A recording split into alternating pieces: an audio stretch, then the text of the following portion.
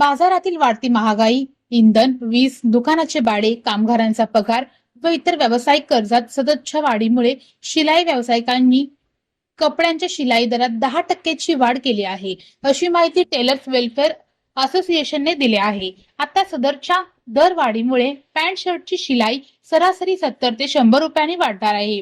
सध्याच्या फॅशनच्या युगात रेडीमेड कपड्यासह फॅशनेबल कपडे शिलाई करून घालण्याकडे कल वाढला आहे. त्यामुळे ग्राहकांचे बजेट कोलमडले आहे. कारागिरांचा पगार व दुकान चालविण्याचा खर्च भागविण्यासाठी ही दरवाढ करण्यात आली आहे. स्वस्त दरात रेडीमेड कपडे उपलब्ध झाल्याने टेलरिंग व्यवसाय बसला आहे. कामगारांची पगारवाढ, टेलरिंग यंत्रे, साहित्य, दोरा, chain, collar, canvas, belt roll, button, काळजी बटन, कफ, कॅनव्हास आदी साहित्यामध्ये 10 ते 15% वाढ झाल्यामुळे शिलाईचे दर वाढल्याचे सांगण्यात आले. एकूणच टेलरिंग व्यवसायावर महागाईचा परिणाम झाल्याचे दिसून येत आहे.